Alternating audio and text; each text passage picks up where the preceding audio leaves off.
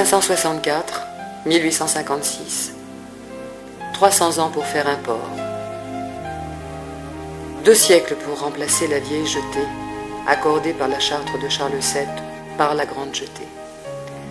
50 ans encore pour terminer l'avant-port et réaliser le bassin à flot. Plus de 50 ans enfin pour agrandir et parfaire celui-ci. De multiples délibérations, une concertation incessante avec les commissions des gens de mer, des armateurs, des marins et des fonctionnaires, et des appels directs au gouvernement. De nombreux naufrages, l'extermination de flottes entières sur les mouillages non protégés durant ces siècles d'attente.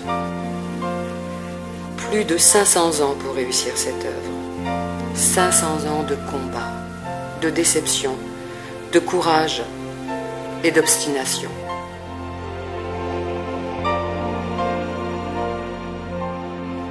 Ils ont disparu, tous ces 3 mâts qui quittaient le port après le carnaval pour s'en aller pêcher la morue.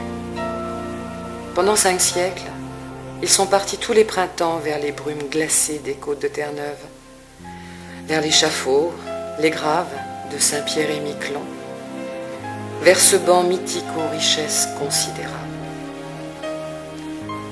Ils ont disparu, tous ces grands voiliers qui se livraient au commerce dans les mers du Sud ou dans l'Atlantique Nord.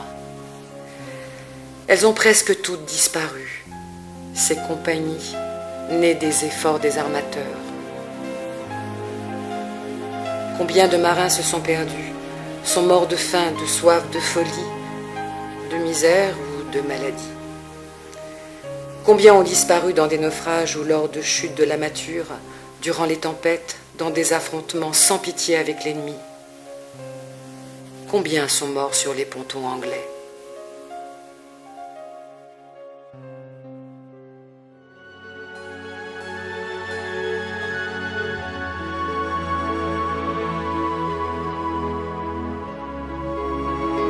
Toute cette histoire s'inscrit dans une magnifique architecture portuaire, dans cet écrin de granit de Chauzet, où chaque jour montent et descendent les plus importantes marées d'Europe.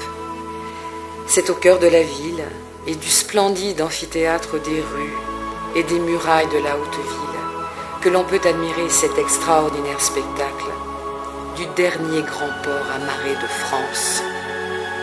Là où les bateaux enchaînés tournent tous ensemble pour suivre la mer qui se retire et là de cet incessant va-et-vient se couchent sur les sables, les varechs et les vases. Comment ne pas s'émouvoir de toute cette histoire de courage, de peine, de larmes, de ce lieu taillé dans la pierre pour l'éternité, de cette vie lente et silencieuse des bateaux, des travaux et des voix des hommes.